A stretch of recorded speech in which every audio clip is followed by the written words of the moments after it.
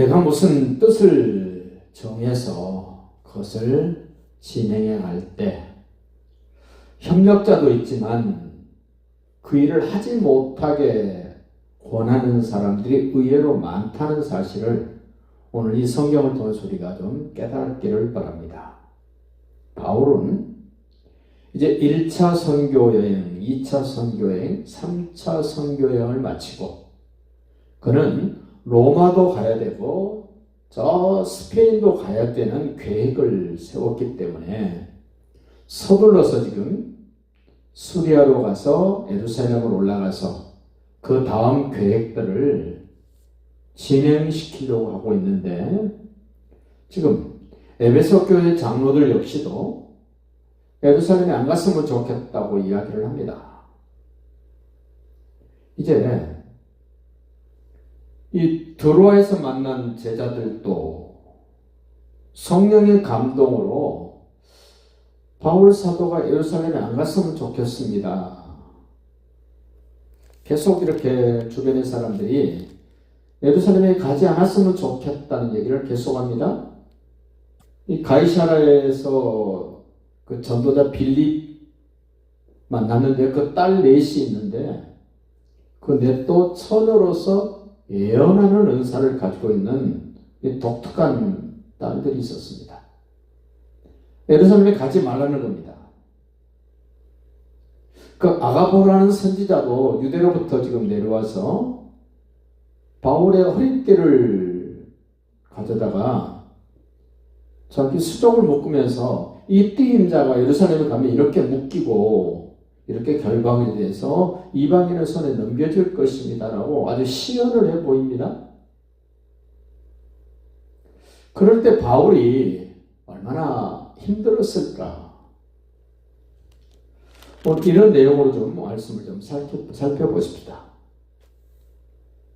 바울의 뜻은 완고했습니다. 확실했습니다. 어떤 뜻이었냐면 하나님의 뜻을 쫓아 이루고자 하는 뜻이었습니다. 그것이 바로 선교였습니다. 하나님의 나라를 확장하는 일이었습니다. 여러분과 저도 다른 것을 좀 포기하고 누가 권하면 접을 수도 있고 포기할 수도 있지만 하나님의 뜻을 이루어드리고자 하는 그 계획에는 어떤 사람이 무슨 말을 해도 그 일은 굽히지 않고 끝까지 진행시켜서 하나님이 원하시는 것을 꼭 이룰 수 있는 믿음 생활이 되시기를 예수님의 이름으로 축복합니다.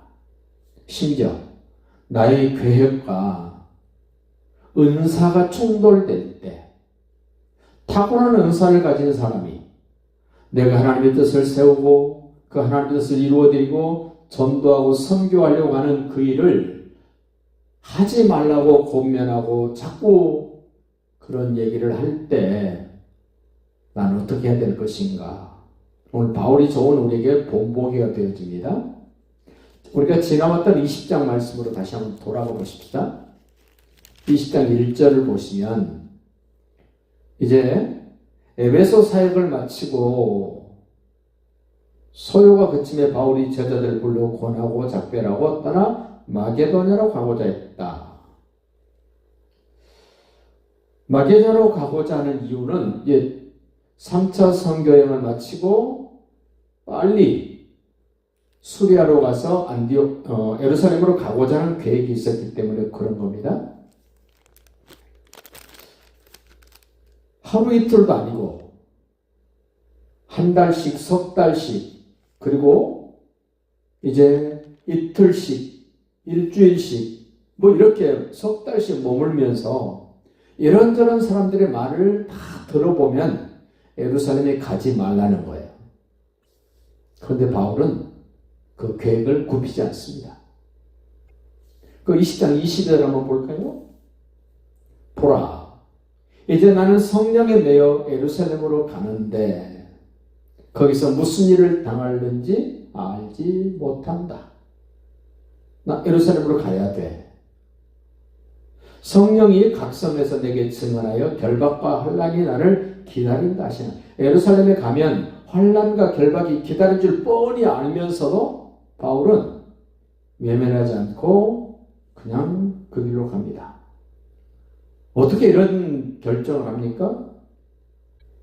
그 24절에 답이 나옵니다. 내가 달려갈 길과 주 예수께 받은 사명 곧 하나님의 은혜의 복음을 증거하는 일을 마치려 하면은 나의 생명조차 조금도 귀한 것으로 여기지 아니하기 때문에 환난과 핍박이 예루살렘에서 기다린다고 해도 나는 포기할 수 없습니다. 가야 됩니다. 우리는 하나님의 뜻을 쫓아 살면 편안하고 좋은 일만 있을 거라고 생각합니다만은 성경의 가르침은 그러지 않습니다. 하나님의 뜻을 쫓아서 하나님의 나라를 위해서 일함에도 불구하고 환난과 핍박이 기다리고 있다는 겁니다. 모르고 가다가 당하는 거하고 그러한 것들이 있다는 사실을 알고 가는 거하고는 전혀 다를 것입니다. 대처하는 것도 다를 것이고 맞이하는 것도 분명히 다른 느낌, 다른 생각, 다른 감정, 다른 의지들이 될 것입니다. 환난과 핍박이 기다린다 하나 그래도 나는 하나님이 내게 깨닫게 하신 계획대로 나는 가겠습니다. 이 사람이 앞선 자요, 지도자요, 하나님의 사람입니다. 우리는 조금 무슨 일이 생기면 포기해버립니다. 제가 자주 쓰던 표현입니다. 내 생활 속에 아무런 일이 없어야 예배드리는 그 정도의 신앙. 큰 일이 생기고 대단한 일이 생겨도 하나님과 약속된 일은 나는 포기하지 않겠습니다라는 그런 의지가 있고 그런 결단이 있고 그런 각오가 있어야 하나님의 사람답게 살아갈 수 있습니다. 사도 바울 외에도 수많은 사람들이 뜻을 정했을 것입니다. 그런데 환난과 핍박을 맞이하면 포기하고 돌아서 버립니다. 그런데 유독 하나님의 사람, 복음의 사람 바울은 주변 사람들이 만류하고 꽤 실력 있는 사람들이 자기들의 은사를 사용해서 다 권면하고 말하지만 바울은 굽히지 않습니다. 왜 그런가? 사명 때문이랍니다. 사명. 하나님은 각자에게 사명을 주셨습니다. 그 사명이 흐릿하면 어려움이 오면 돌아섭니다. 힘들면 돌아섭니다.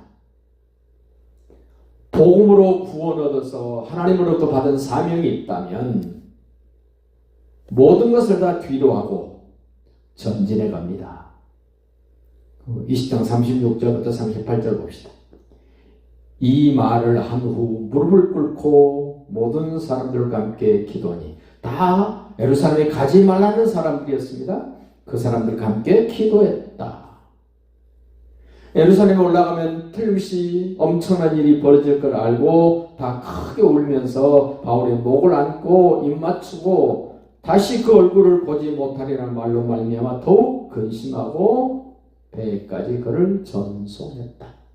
바울의 의지 보십시오. 주변 사람들의 모습도 보십시오. 여러분과 저도 한번 점검해 봅시다. 내가 뜻을 정했는데 내 주변에 이렇게 만류하고 은사자가 만류하고 선지자가 만류하고 성령에 감동받았다는 사람이 만류하면 어떻게 하시렵니까?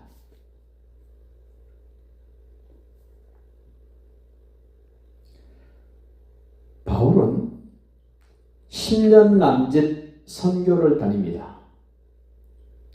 10개 교회 정도를 멋지게 세워놓습니다. 그런데 그 10년 동안 바울은 단 하루도 편안하게 다리 뻗고 잘 수가 없었고 온몸이 만신창이가 되어서 붕대를 칭칭 감고 쩔뚝거리고 그렇게 다니는 바울의 모습입니다. 그렇게 3차 선교를 마쳤는데도 하나님은 예루살렘에 올라가면 또 환난과 핍박이 기다린답니다. 이것이 바로 복음을 가진 사람들의 라이프 스타일이고 하나님의 사람들의 이 세상의 삶의 모습이요 하나님이 주신 사명의 모습이라는 겁니다. 그런데 지금 교회는 지금 예수 믿는 사람들은 완전히 왜곡된 복음, 왜곡된 신앙생활을 하고 있습니다. 이 땅에서 잘 먹고 잘 살기 위해서 신앙생활을 하고 아무 문제 없는 생활을 하고 싶어서 기도를 하고 신앙생활을 하는 모습을 보면 성경하고 어쩜 저렇게 다를까? 오늘 21장 말씀도 보십시오. 1절 봅니다. 우리가 그들을 작별하고, 에베소에서 만났던 사람들을 작별하고 배 타고 바로 고스로 가서 이튿날 로도에 이르러 거기서부터 바라로로 가고 계속 배 타고 이동을 합니다. 얼마나 힘들겠습니까? 구브로를 바라보고 이를 왼쪽에 두고 수리아로 향해 갑니다. 드디어 두로에 도착했습니다. 그들과 일주일 같이 있습니다. 근데 그 제자들도 4절에 보면 제자들을 찾아 거기서 이래를 머무니 일주일 머물렀습니다. 그 제자들이 성령의 감동으로 바울더러 예루살렘에 들어가지 말라 하더라. 성령의 감동으로 만류를 합니다. 예루살렘에 가시면 안 됩니다. 가는 곳마다 예루살렘에 가지 말라는 겁니다. 어느 정도 의지가 약하고 그 목표가 분명하지 않았다면 이 정도 권면하면 아마 주저앉고 포기할 수도 있을 텐데 바울은 그러지 않습니다. 다시 5절 봅시다. 이 여러 날을 지낸 후 우리가 떠나갈새 그들이 다 그 처자와 함께 성문 밖까지 전송하거늘 우리가 바닷가에서 무릎을 꿇어 기도했다. 무슨 기도했을까요?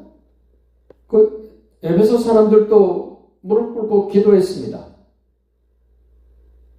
올라가지 말라고 기도했을까요? 올라가면 한란과 핍박을 피하게 해달라고 기도했을까요? 지금 같으면 그렇게 기도하지요, 교회가.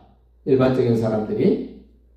그런데 제 생각에 바울이 그렇게 분명히 뜻을 정했을 때 기도했던 기도는 그런 기도가 아니었을 거라고 생각을 합니다. 하나님, 사도 바울이 뜻을 정하여 이렇게 분명한 목표를 가지고 가는데 하나님의 뜻이 이루어지도록 그렇게 기도했지 않았을까? 우리도 좀 많이 생각들을 좀 바꾸고 우리 기도도 좀 달라져야 됩니다. 7절 봅시다. 도로를 떠나 항해를 다 마치고 돌레마이에 이르러 거기 형제들에게 안부를 묻고 그들과 함께 하루를 있다가 어디서는 이틀, 어디서는 일주일, 어디서는 하루, 어디서는 석 달 이렇게 계속 뜻을 정하여 움직입니다. 그런데 거기서 8절에요. 이튿날 떠나 가이사라에 이르러 7 집사 중 하나인 전도자 빌립의 집으로 들어가서 머물렀다. 사도행전 6장에서 7 집사 중에 하나였던 빌립, 사마리아에서 큰 집회를 이끌었던 그 빌립 집사에게 딸 넷이 있는데 처녀로 예언하는 은사를 가졌다. 그리고 여러 날 머물러 있더니 아가보라는 선지자가 유대로부터 지금 빌립의 집으로 내려왔다는 겁니다. 선지자가.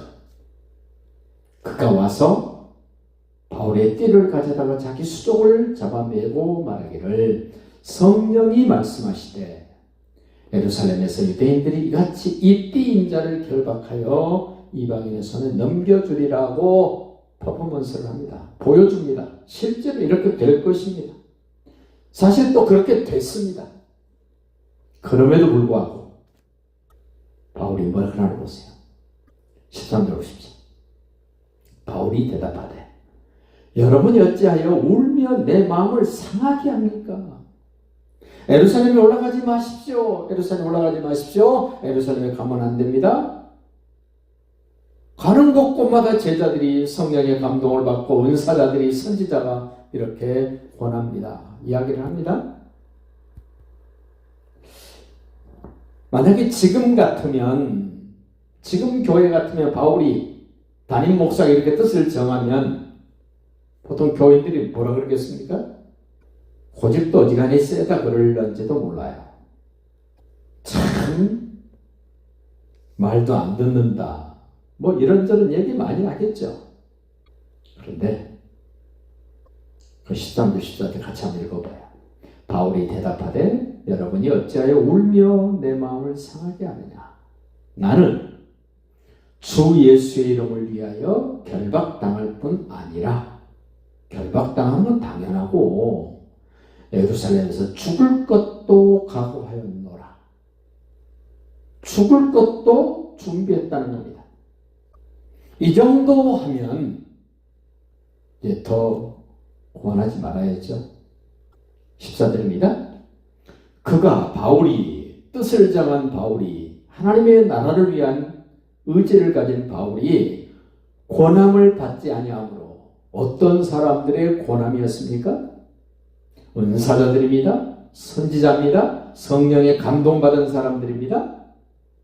그렇게 권하고 권했음에도 불구하고 선교하고 전도하고 하나님의 나라를 확장하는 일은 포기할 수 없고 내려놓을 수 없다는 겁니다. 그래서 그들이 이렇게 마무리를 합니다. 우리가 주의 뜻대로 이루어지다 하고 그쳤노라.